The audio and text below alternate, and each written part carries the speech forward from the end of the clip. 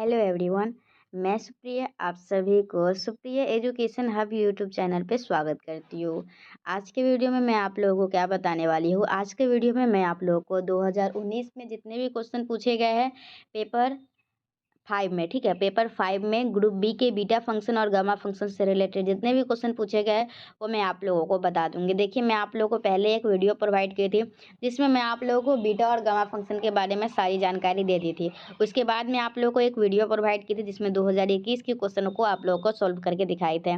आज हम लोग 2019 के क्वेश्चन को सॉल्व करके देखेंगे। और ऐसा नहीं है कि 2020 और 2018 को हम लोग छोड़ेंगे, हम लोग उसको भी करेंगे क्योंकि एग्जामिनेशन में क्वेश्चन उससे भी आ सकता है। आप लोग कृपया करके पूरा कम से कम 2017 से लेके 2021 तक के सभी क्वेश्चनों को जरूर कंप्लीट कीजिए। और जितना बार मल्टीपल रिवीजन करने हैं पहले लिख लीजिए कॉपी में, फिर इसको रिवीजन करते चलिए, ठीक है। चलिए आज हम लोग 2019 में का क्वेश्चन कर लेते हैं। क्या हम लोग का define beta function and gamma function. तो बीटा फंक्शन का डेफिनेशन और गामा फंक्शन का डेफिनेशन हम लोग लेक्चर 1 में ही जब आप लोगों को बेसिक कंसेप्ट बता रहे थे उस टाइम भी बताते थे। और prove that beta m n is symmetric with respect to m and n. Symmetric कहने का मतलब है बीटा ऑफ एम एन बराबर होता है बीटा ऑफ एन एम के, जो कि सबसे पहला प्रूफ था हम लोग किए थे, लेकिन इस वीडियो में भी हम लोग करेंगे। देखिए गामा फंक्शन का भी डिफिनेशन देना था, लेकिन मैं जब डिफिनेशन दे रही थी तो मेरा गामा फंक्शन इसमें छूट गया हुआ है, तो आप लोग को मैं ऐसे करवा ही चुकी हूँ, तो टेंशन का कोई बात नहीं है। बीटा फंक्शन का डिफिनेशन क्या है। The beta function is defined as beta of m n. कुछ इस प्रकार से डिफाइन है जहाँ एम और एन हम लोग का कांस्टेंट होता है और एम एन जो है वो ग्रेटर देन 0 होता है। अब हम लोग को क्या प्रूव करना है, बी एन इज सिमेट्रिक। तो हम लोग पहले भी किए थे, इसमें कुछ नहीं करना है, हम लोग को ये वाला प्रूफ करना है। बीटा फंक्शन का डेफिनेशन क्या होता है। बीटा फंक्शन का डेफिनेशन होता है हम लोग का इंटीग्रेशन ऑफ 0 से 1 एक्स के power m minus 1 minus x के पावर n माइनस 1 dx। इसमें क्या करते हैं हम लोगों का एक डेफिनेट इंटीग्रेशन का प्रॉपर्टी होता है। डेफिनेट इंटीग्रेशन का प्रॉपर्टी क्या कहता है कि इसे अगर आप लोगों का लिमिट है ना a से b f x d x, तो ये बराबर होता है इंटीग्रेशन ऑफ a से b a plus b minus x, a plus f of a plus b minus x के बराबर होता है एन टू डी एक्स। तो ठीक इसी प्रकार से हम लोग वही वाला प्रॉपर्टी को यूज करेंगे और 0 प्लस 1 क्या हो जाएगा, 1 माइनस एक्स। तो हम लोग एक्स की जगह पे 1 माइनस एक्स डाल देंगे। फिर हम लोग का क्या बन के आ जाएगा, जब हम लोग एक्स की जगह पे 1 माइनस एक्स डालेंगे तो हम लोग का ये आ जाएगा 1 माइनस एक्स के पावर m माइनस 1। और यहाँ पे क्या हो जाएगा, ये दोनों आपस में कट जाएगा तो हो जाएगा 1 माइनस एक्स के पावर m माइनस 1 और एक्स के पावर n माइनस 1 हो जाएगा, ठीक है। तो हम लोग ये 1 माइनस एक्स के पावर m माइनस 1 और एक्स के पावर n माइनस 1 को इस तरीके से भी लिख सकते हैं, a इंटू बी बराबर होता है b इंटू ए के। तो हम लोग इसको इस प्रकार से भी लिख सकते हैं। और इसको अगर लिखना चाहेंगे तो बीटा ऑफ इसको एक बढ़ा के लिख देते हैं और इसको एक बढ़ा के लिख देते हैं। तो एन माइनस 1 में एक बढ़ेगा तो एन हो जाएगा और m माइनस 1 में एक बढ़ेगा तो m हो जाएगा। तो बीटा ऑफ एन एम, और हम लोग को यही प्रूफ करना था, ठीक है। नेक्स्ट क्वेश्चन हम लोगों का क्या है, discuss the convergence of the integral this. तो देखिए ये आप लोगों को जो दिया हुआ है ना, ये गामा फंक्शन है। ये क्या है आप लोगों का, गामा फंक्शन है। तो गामा फंक्शन के कन्वर्जेंस के ऊपर बात करना है कि एन के किस वैल्यू पे गामा, जो गामा फंक्शन है वो कन्वर्जेंस होता है, कन्वर्जेंस, ठीक है। तो चलिए कन्वर्जेंस कहने का मतलब है वो फाइनाइट वैल्यू देता है। चलिए हम लोग इसको देखेंगे पहले। तो सबसे पहले हम लोग का ये फंक्शन दिया हुआ है, तो इसको हम लोग क्या करते हैं, ब्रेक करते हैं। इसका लिमिट ब्रेक करेंगे तो 0 से 1 करेंगे और फिर 1 से इन्फिनिटी करेंगे। और अगर हम लोग देखेंगे I1 जो है वो किस वैल्यू पे कन्वर्ज करता है और I2 जो है वो किस वैल्यू पे कन्वर्ज करता है। फिर हम लोग इस दोनों में देखेंगे कि दोनों में कंबाइंड कौन सा ऐसा वैल्यू है जिसपे दोनों कन्वर्ज करता है, वही हम लोग का n का वैल्यू हो जाएगा जिसपे ये गामा फंक्शन हम लोग का क्या करेगा, कन्वर्ज करेगा। तो हम लोग पहले चेक करेंगे I1 को, क्या करेंगे हम लोग I1 को। तो I1 के जगह पे हम लोग का क्या लिखा हुआ है, ये है इंटीग्रेशन ऑफ 0 से 1 e के पावर माइनस एक्स एक्स के power n minus 1 D x. देखिए अगर हम लोग का n माइनस 1 का वैल्यू 0 या 0 के बराबर होगा, ठीक है, 0 के बराबर या 0 से बड़ा होगा, ठीक है। अगर n माइनस 1 का वैल्यू अगर हम लोग कोई भी पॉजिटिव वैल्यू रखेंगे तो हम लोगों का ये जो हम लोग का गामा फंक्शन है ना, ये आप लोग का प्रॉपर इंटीग्रल बनाएगा। क्या बनाएगा, प्रॉपर इंटीग्रल। देखिए मैं आप लोग को बताती हूँ, एक होता है हम लोग का प्रॉपर इंटीग्रल, एक होता है हम लोग का इम्प्रॉपर इंटीग्रल।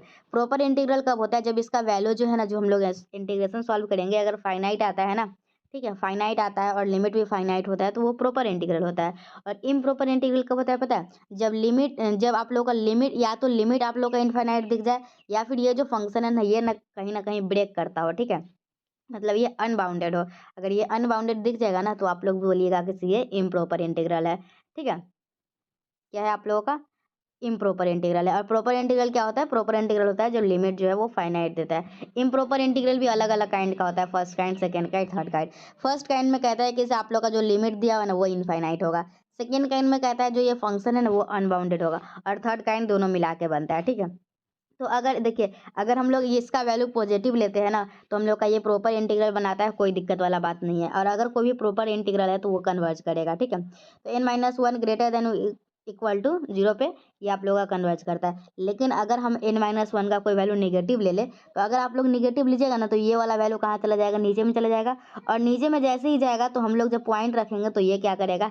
ब्रेक करेगा यहाँ पे आप लोगों का, मतलब यहाँ पे अनबाउंडेड हो जाएगा। और अनबाउंडेड हो जाएगा तो हम लोग इसको सॉल्व करेंगे। तो देखिए, जो भी हम लोग को प्रॉब्लम क्रिएट कर रहा है ना उसको नीचे में भेज देते हैं। तो यही हम लोग को प्रॉब्लम क्रिएट कर रहा है, इसी का वैल्यू जब हम लोग नेगेटिव लिए है तो प्रॉब्लम क्रिएट हुआ है, तो इसको हम लोग नीचे में भेज देंगे। अगर किसी को नीचे में भेजते हैं तो क्या होता है? पावर का जो पावर है उसका साइन बदल जाता है। तो हम लोग का क्या हो जाएगा? यहाँ पे x की पावर 1 - n हो जाएगा। तो अब हम लोग क्या करते हैं? ये f(x) दिया हुआ है, ठीक है। हम लोग gx मानते हैं। gx कैसे मानते हैं? gx मानते हैं हम लोग 1/, और जो नीचे वाला टर्म रहता है उसी से मान लेते हैं।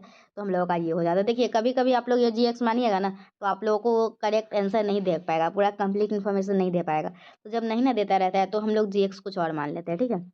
लेकिन पहले हम लोग ट्राई करते यही मान के देखते हैं कि क्या हो रहा है। तो हम लोग जब हम gx इसको माने हैं, किसको माने हैं? वो x की पावर 1 - n को। तो हम लोग कंपैरिजन टेस्ट लगाएंगे। कंपैरिजन टेस्ट कैसे लगता है? f(x/gx) और limit of point of discontinuity. तो यहाँ पॉइंट ऑफ डिसकंटिन्यूटी क्या है? 0 पे ब्रेक कर रहा था, तो limit of x tends to 0। इसको जब हम लोग सॉल्व करेंगे तो क्या आया? e की पावर -0। और यहाँ पे क्या आया? 1/e की पावर 0, मतलब वैल्यू 1 आया, ठीक है। वैल्यू क्या आया? 1 आया। तो अगर हम लोग जब निकालते हैं limit of x tends two point of discontinuity f(x/gx), तो अगर आप लोगों का वैल्यू फाइनाइट देता है तो हम लोग का f(x) और gx दोनों दोनों जो है ना, या तो कन्वर्ज करेगा या तो डाइवर्ज करेगा, दोनों एक ही साथ होगा, ठीक है। अब कन्वर्ज होगा या डाइवर्ज वो कैसे पता चलेगा? तो अब हम लोग देखेंगे gx को। किसको देखेंगे? gx को। अगर gx कन्वर्ज करेगा तो fx भी कन्वर्ज करेगा, और gx डाइवर्ज करेगा तो हम लोग का fx भी डाइवर्ज करेगा। तो हम लोग देख लेते हैं कि किस वैल्यू पे आप लोग का gx जो है वो कन्वर्ज कर रहा है और किस वैल्यू पे gx हम लोग का डाइवर्ज कर रहा है। उसी वैल्यू पे fx भी कन्वर्ज करेगा और उसी वैल्यू पे fx भी डाइवर्ज करेगा। तो हम लोग का 1 माइनस, देखिए अब हम लोग का एक टेस्ट है, पी सीरीज टेस्ट है। अगर 1 - n लेस देन n क्या आया? ठीक है, 1 - n अगर लेस देन 1 - n अगर लेस देन 1 क्या है? अगर ये आप लोग का एक से छोटा है तो इस पे क्या करता है? कन्वर्ज करता है। मतलब अगर हम लोग 1 - n लेस देन 1 के, मतलब 1 - 1 लेस देन n के हो जाएगा। मतलब 0 लेस देन 1 है तो इसको हम क्या लिख सकते हैं? n greater than 0।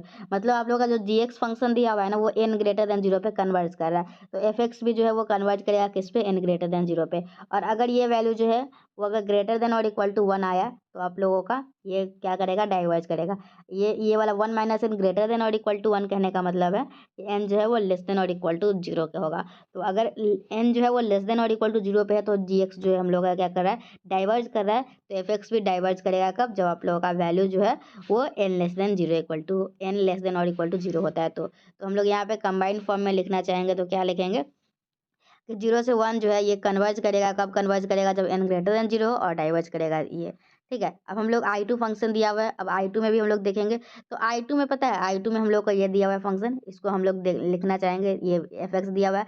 इसमें देखिए, इसमें हम लोग gx जब मान के देखें ना, किसी इसको नीचे भेज के gx मान के देखें तो हम लोगों को कंप्लीट इन्फॉर्मेशन नहीं दे पा रहा था। तो इसमें हम लोग कुछ और मान लिए। क्या मान लिए? 1/x² मान लिए।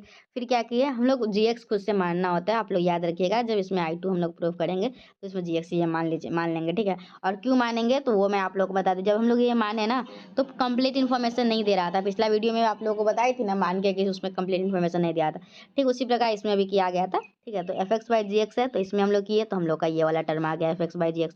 फिर क्या करते हैं हम लोग? Limit of x tends two point of discontinuity लगाते। तो यहाँ पॉइंट ऑफ डिसकंटिन्यूटी इन्फिनिटी था, तो इन्फिनिटी लगाए और हम लोग इसका वैल्यू सॉल्व किए। तो वैल्यू सॉल्व किए तो हम लोग का क्या आया? देखिए, तो fx/gx ये आया। देखिए, तो हम लोग यहाँ पे जो वैल्यू है ना, यहाँ पे हम लोग का ये वाला वैल्यू, तो ये हम लोग का n+1 पे डिपेंड करेगा, ठीक है। ये n+1 पे डिपेंड करेगा कि इसका लिमिट का वैल्यू क्या आएगा। तो अगर मान लीजिए क्या कि n+1 लेस देन 0 है, क्या मान लिए कि n+1 लेस देन 0 है। तो देखिए, हम लोगों का क्या था इसमें? अगर मान लेते हम लोग क्या n+1 जो है वो लेस देन किसके है? n+1 अगर आप लोग का लेस देन 0 है तो हम लोग का लिमिट का जो वैल्यू सॉल्व कीजिएगा ना वो क्या आएगा? वैल्यू 0 आएगा।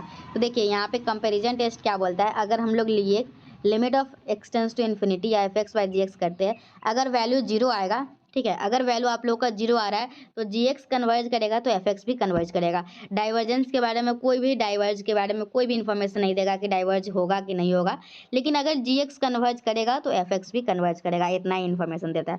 तो यहाँ वैल्यू 0 आया तो मतलब यहाँ से हम लोग को क्या पता चला, यहाँ से हम लोग को पता चला क्या gx जो है वो कन्वर्ज कर रहा है, मतलब fx भी जो है वो क्या करेगा, कन्वर्ज करेगा। और ये किस वैल्यू पे कर रहा था, n+1 इज लेस देन और इक्वल टू 0 पे। ठीक है, लेस देन सिर्फ लेस देन लिए थे ना, n+1 लेस देन और इक्वल टू 0 पे। तो यहाँ से हम लोग का क्या आया, n इज लेस देन और इक्वल टू 1 आया। ठीक है, तो अब हम लोग सेकेंड कंडीशन पे क्या लेंगे।